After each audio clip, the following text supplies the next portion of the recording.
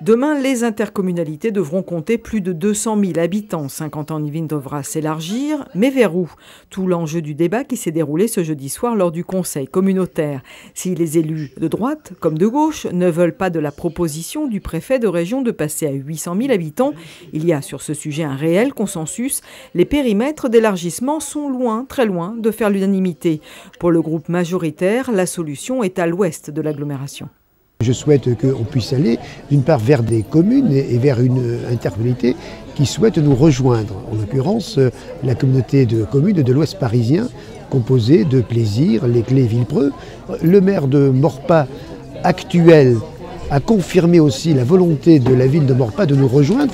Et j'estime aussi, même si la ville de Coignières aujourd'hui n'a pas manifesté son envie de nous rejoindre, j'estime que là, il y a une continuité de territoire et ce qui me paraît déjà un effort important pour la communauté d'agglomération qui n'est composée que de 7 communes. Et les maires de gauche de faire leur contre-proposition pour un développement cette fois à l'est.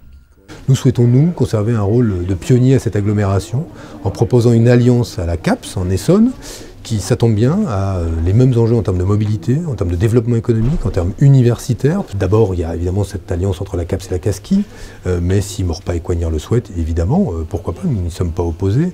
Mais là encore, il faut que tout ça ait une cohérence, qu'il y ait un projet de territoire. Et le projet de territoire, il est sur le périmètre de l'opération d'intérêt national. Une ouverture vers le plateau de Saclay, le groupe majoritaire ne dit pas non, mais sous une autre forme que celle de l'intercommunalité. C'est possible, mais dans le cadre d'une coopération, pas d'une fusion. Et c'est pour ça que ce soir, j'ai proposé que soit créé un pôle métropolitain. Au terme d'une heure de débat, ponctuée par une suspension de séance, les élus ont unanimement dit non à une agglomération à 800 000 habitants. La proposition d'élargissement du groupe majoritaire a été adoptée. Quant à la position des maires de gauche, Michel Laugier a assuré qu'elle figurerait dans le compte-rendu adressé au préfet de région.